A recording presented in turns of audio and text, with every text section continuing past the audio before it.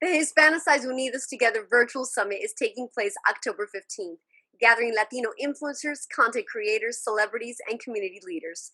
Joining us to talk about this special event is David Chitel, Jessica Flores, and Enrique Sapene. How are you? We're good. Thank you for having us. Great to be here. Yes. So Hispanicize is taking place October 15th. It's in perfect timing with Hispanic Heritage Month. Is that a coincidence? It is not. It is not. It is very carefully choreographed to coincide with the very last day to give us the maximum amount of time to put on the best possible event. This is the 10th year of the event, your second virtual event. Share with us what viewers, and I can actually say viewers, since this is a virtual event, what can they expect? Jess, Enrique, they're our hosts, so I'll let them take it away. Go ahead, ladies first, Jess. Well, I'm excited. I mean, as you mentioned, we're going to have influencers. We're going to have people that really understand their prospective industries, and they're going to give us an insight of their experiences. We're going to have amazing dialogue and discussions and really talk about issues that are really impacting the Latinx community today, which is so important. And the fact that anybody's able to just tune in and get all this wisdom and knowledge, I think is amazing. So I'm going to piggyback on that. And I'm going to say it's just fantastic because Hispanicize has managed to create this unique platform that you won't find anywhere else that brings us all together. And I think the key word to this is intersectionality, because you have all kinds of Latinos, meaning like Caribbean Latinos, Central American Latinos, North American Latinos, and then you also have, Afro Latinos, you have LGBT. So anybody and everybody will find that they will be represented in the summit. And what are some of the topics that you hope will be discussed? We have a panel on Latino unity and empowerment. We have keynote speakers like Jessica Alba talking about her Latino roots and her hugely successful business, of course. We're going to have influencers, business leaders, marketing executives. What am I leaving out, guys? Well, everything, because I think that also one of the things that is incredibly fascinating is that you also have from like the Jessica Albas right now, who's like, a powerhouse, to like Solo Madrileña from Cobra Kai, who's like now starting and it's a rising star. So you're going to get all different points of views. You're going to get the younger ones. You're going to get like, the more experienced and seasoned ones. So everybody will have like a piece to take out of the experience. So you mentioned some celebrities. I know there are also going to be content creators, entrepreneurs. What element will they bring to the table? Well, creators are, sort of the basis of what Hispanicize came from. And so they're going to be talking about their experiences. A lot of these creators are entrepreneurs. They have their own businesses. They've had to create content in a very, we'll say, uncertain time. Some of them are doing comedic content in a time of COVID. Imagine running a business around that, and yet people have found a way to sort of use their voice for good and sort of persevere going forward. We're definitely going to be talking to people who, have their own businesses and highlighting them, and people who are doing good in the community. And as Jess said, it really runs the gamut, and it has something for everybody to take away from. But mostly it's a message of unity and empowerment for the Latino community, again, in this crazy time, to come together as one and really use our voice. Back off of what you were saying, Dave. I mean, think about it. If you are somebody that is wanting to be a content creator, wanting to start a business, you literally just don't know how, you don't have the resources. You tune into this virtual summit and you hear from people doing it every single day, defying all odds every single day. People that started from the bottom, as you're watching, you're like, wow, I can relate to the beginning of their journey and look at them now. You get that inspiration, you get that wisdom, you get those tips. You understand the good and the ugly when it comes to all these prospective industries. And I love that the people that come onto this virtual summit are always so transparent. And that's what I absolutely love about it. David, as founder and CEO of NGL Collective, what was your vision when Hispanicize started 10 years ago?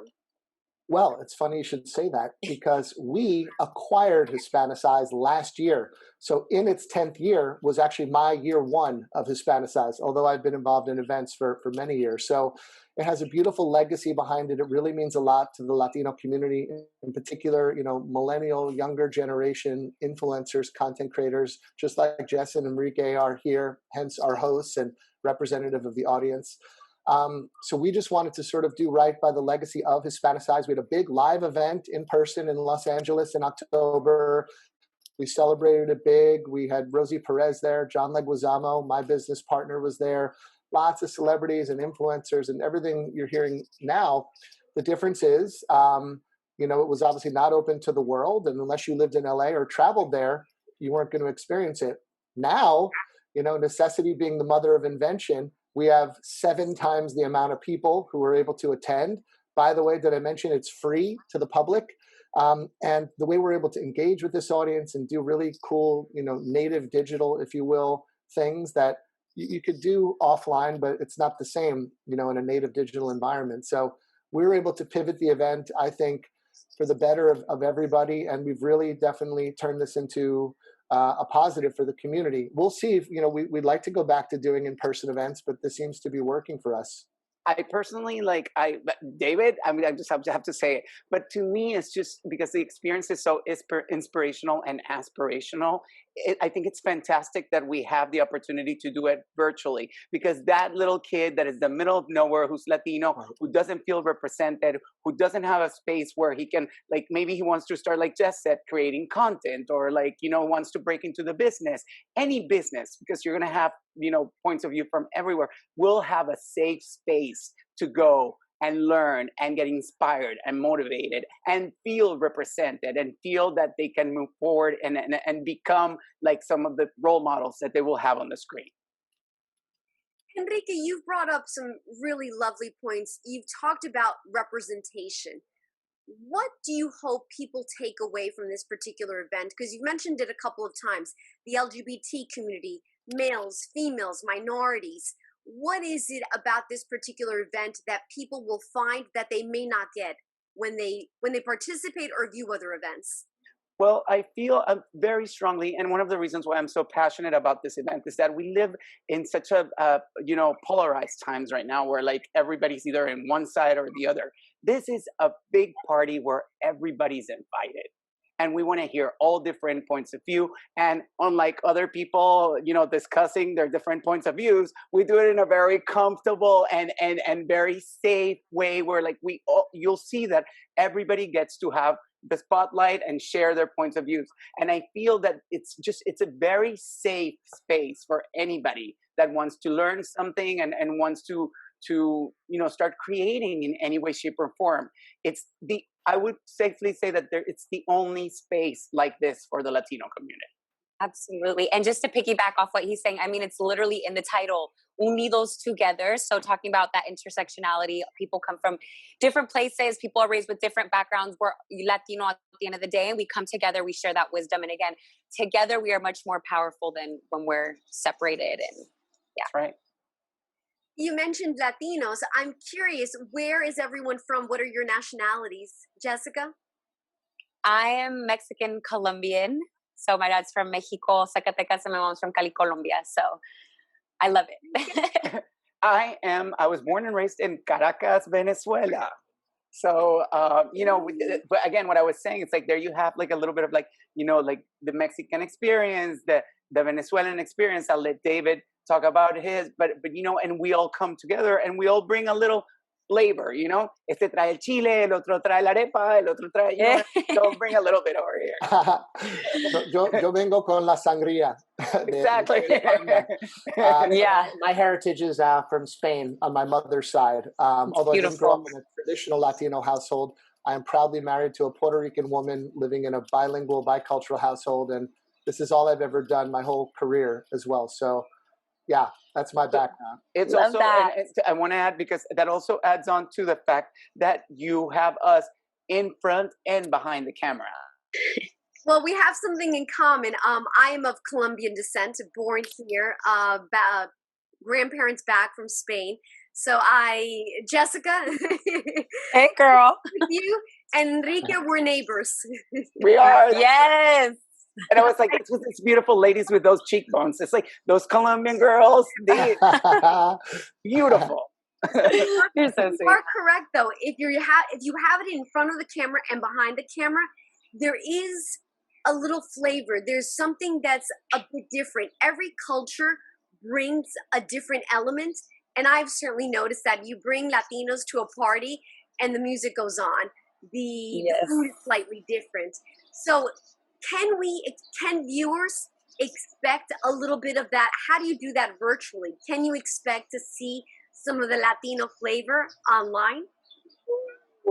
Of course. Well, I mean, it starts with the people and their soul and, you know, the great content and everyone coming together. It starts with that, the energy, the spirit, right? But outside of that, yes, we are going to have food and music and all the great traditional things that you would think represented, at least in some small way. It's a long day. We cover a lot of ground, as we've been saying, but it'll all be in there. Un sofrito, if you will. Yeah. Great stuff. How challenging was it to put this event together virtually? Did it make it easier or did it make it a little harder?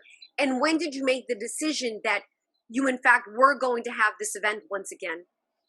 Yeah, well, there's this thing called the pandemic, and it's sort of, you know, got in the way of our plans. I was actually going out to Los Angeles myself, looking at venues and all that.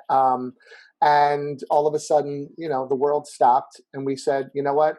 We have to keep going with this. It's super important for all the reasons Jess and Enrique have stated, you know, to keep going with the legacy that we have here, to connect with our audience. And frankly, you know, it's part of our business too. We had to reimagine what this was going to be.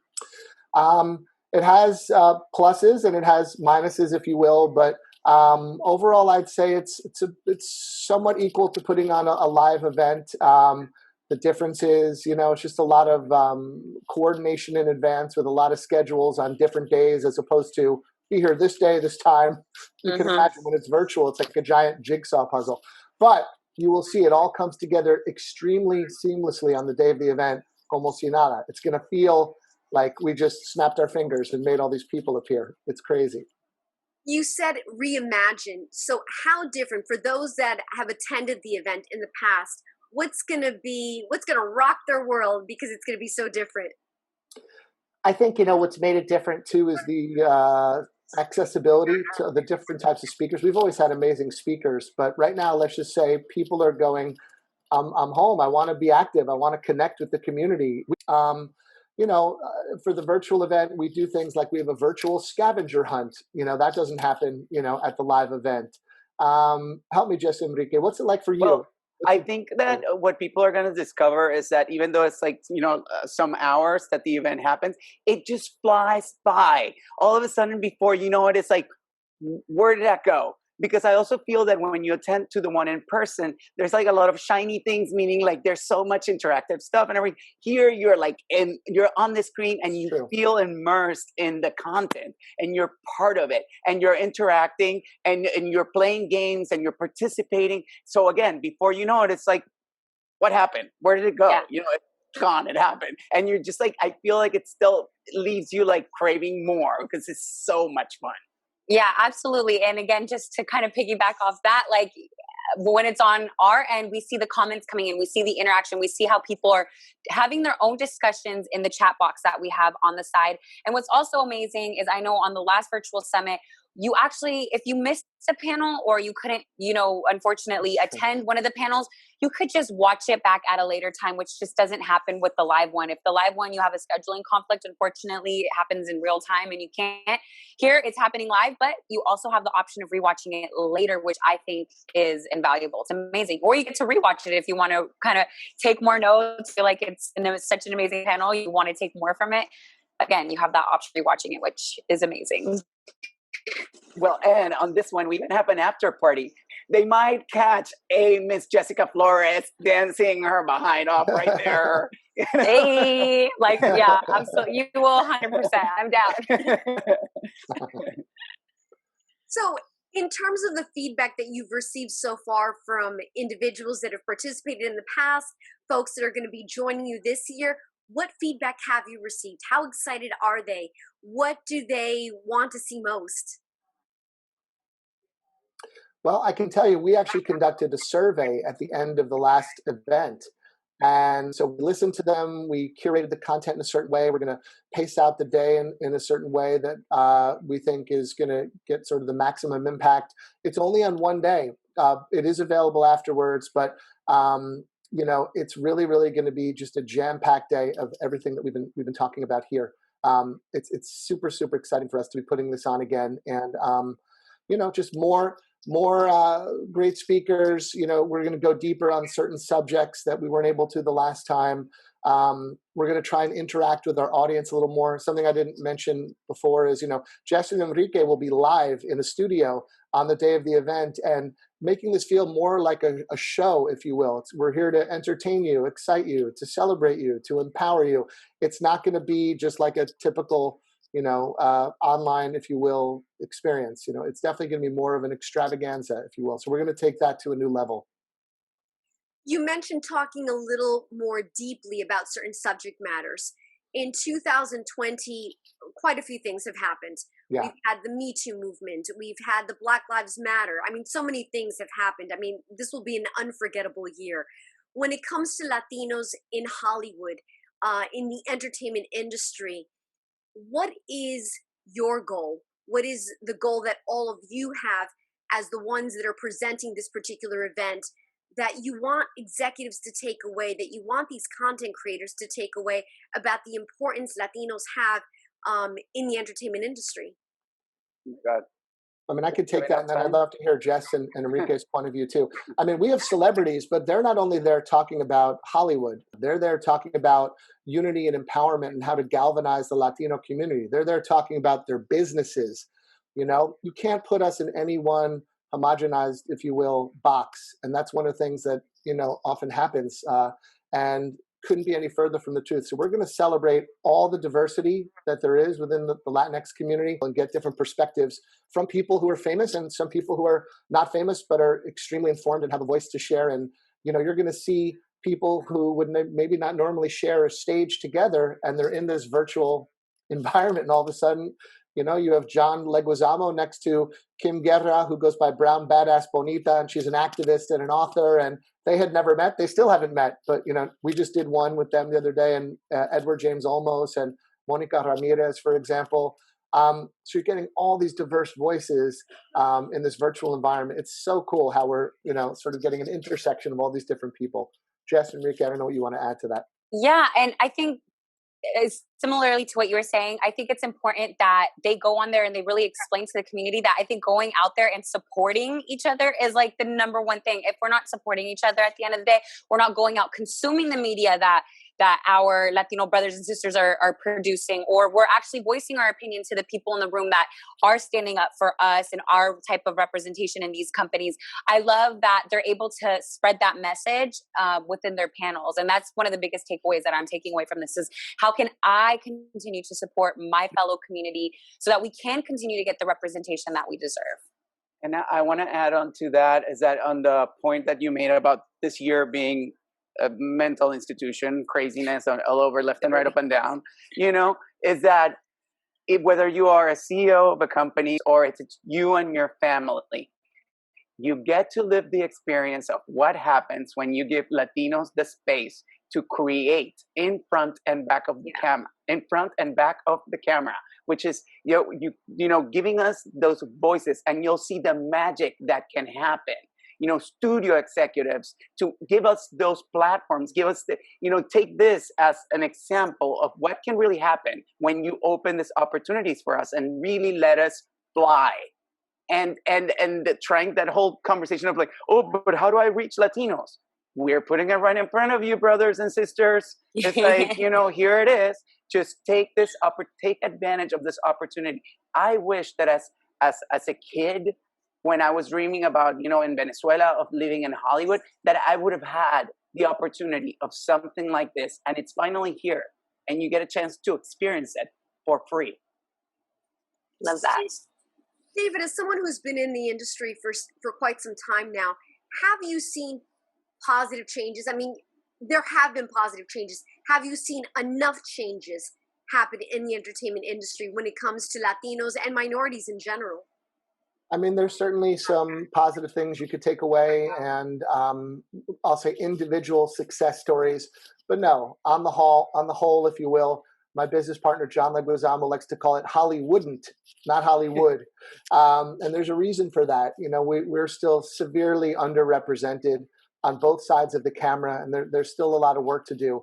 There are some positive things happening, but no. And unlike John, not everyone's able to go and create a one-man show. That's what he had to go do in order to express himself artistically and actually make a living at it. And he was one of, few to succeed at that level. There's just got to be a better way to get better representation. We like to think we're one small way, but this is us representing ourselves. We need people outside of our community to open their doors more so than have been the case. You've given us a glimpse already of what we can expect behind the scenes. So now I'm curious, take me a step deeper. How many locations are we talking about? How many cameras? How many people behind the scenes are involved in order to put this together?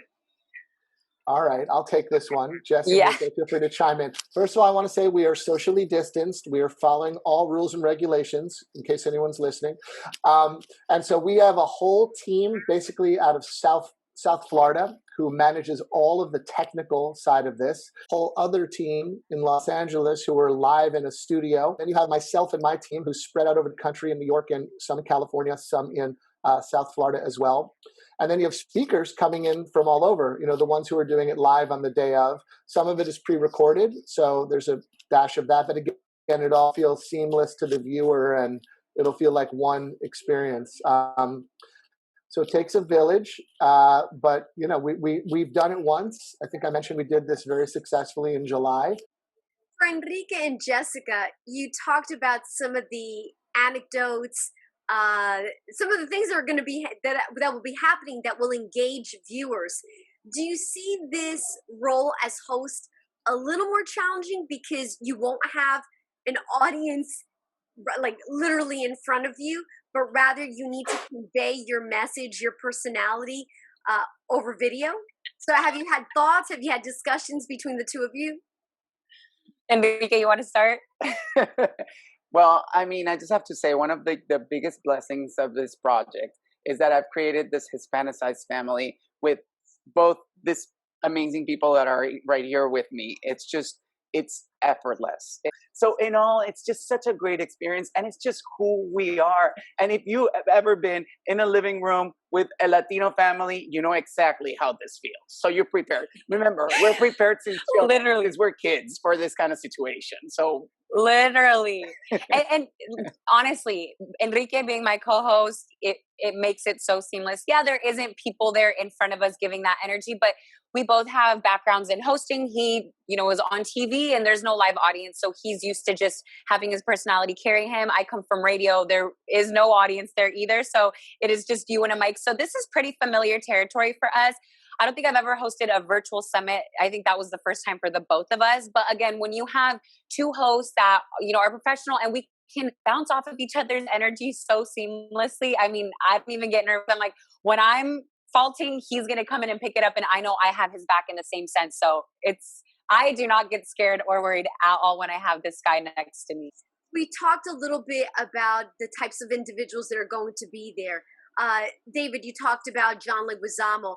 I mentioned to you off camera that I had the pleasure of interviewing Ben de Jesus recently about an Emmy nomination that he received for Raul Julia, A World of Stage. Share with me a little bit about that project, because I know that you collaborate with him to some extent on numerous projects. How did you feel about that project and where that lies in the growth that we want to see among Latinos?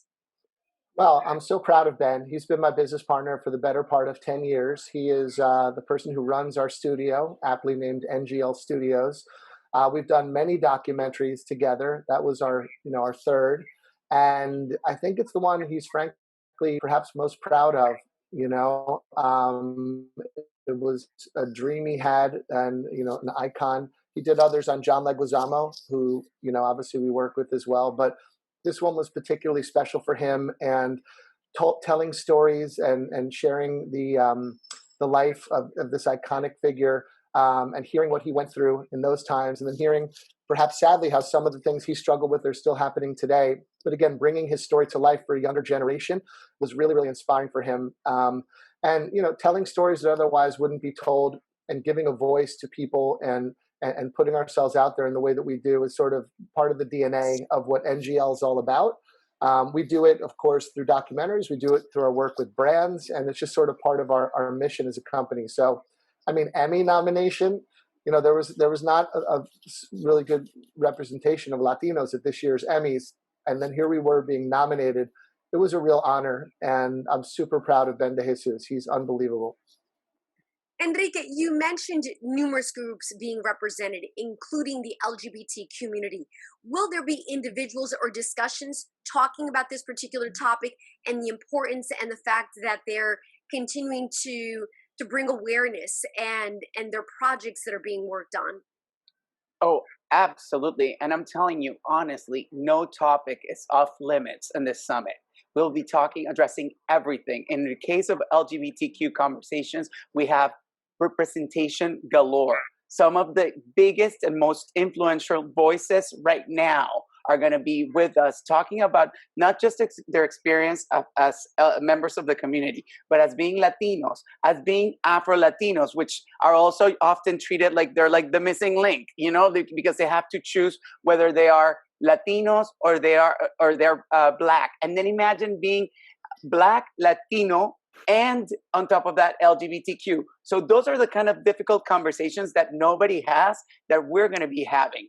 And I think the best example that I can give you is like the Black Lives Matter movement, for an example, that how they address so much the trans people that are dying, is that when you support a movement like a Black Lives Matter, in our cases, we're Latinos and we're united, is that you have to support everybody in the community. You can't just pick and choose which parts of the community you're going to support.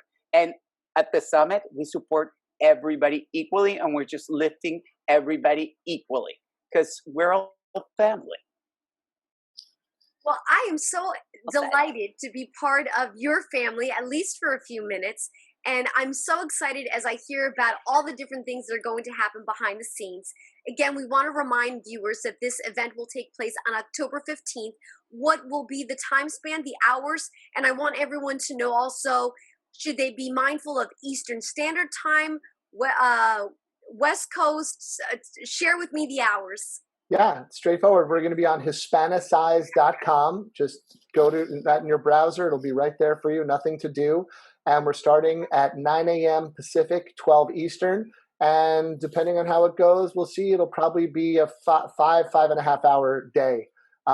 But as I alluded to, we took a survey the last time. We thought, was that a bit long? People were like, no, we wanted more. People just wanted us to keep going. So if we do it right, I think you're going to feel like it just flies by and you've been with us and just had a great time the whole way through.